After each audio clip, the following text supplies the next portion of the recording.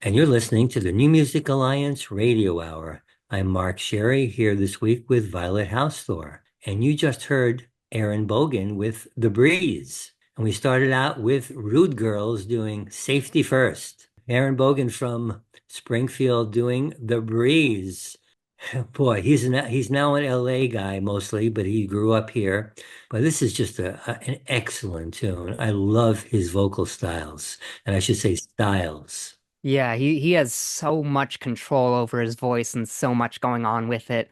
I was really impressed by not only his singing and his composition, but also production on this. This feels like modern pop music, more modern R&B even, with the same high quality of production. And anyone who's ever tried to make pop music, like as a producer, we can tell you it's so hard to make stuff with that level of polish. And he's pulling it off handily.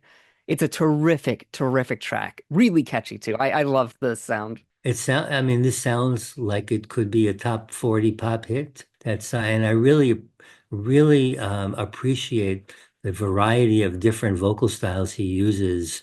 It makes the song just so rich, and he does them all so well. So, looking forward to hearing more stuff from him, that's for sure. And we started with the Rude Girls. An oldie but a goodie. This is something, back from the 80s. They were a band out of Holyoke with Debbie Saperstone, Lynn Hardy, and Abby Newton. I guess Selma Kaplan as well, and Donna Aber, who also contributed on their first album. And it's just such a fun song. Yeah. It's really funny, but also very smart. Like it is good advice, but it's told in such a fun way. Like they're clearly going for that sort of Andrews Sisters-y sound, like very classic with those stacked harmonies. And then they're just singing about sexual health. Yeah, yeah. It's kind of awesome, honestly. Really terrific message. And Yeah, in really a very funny. funny way, and but I love at the end when they said, and if you don't want to use the condoms, there's also one thing you can do, and just say no, right?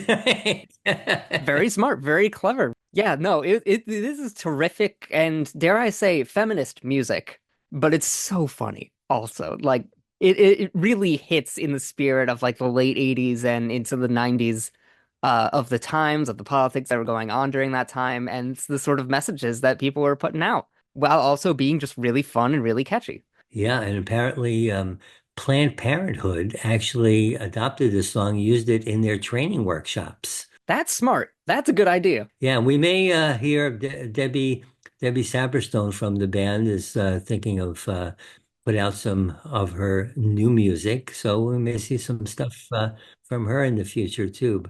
We have a couple of great tunes coming up for our next block. We're going to hear Melanie Champagne and starting out with Frank Viele doing Trying to Raise a Man.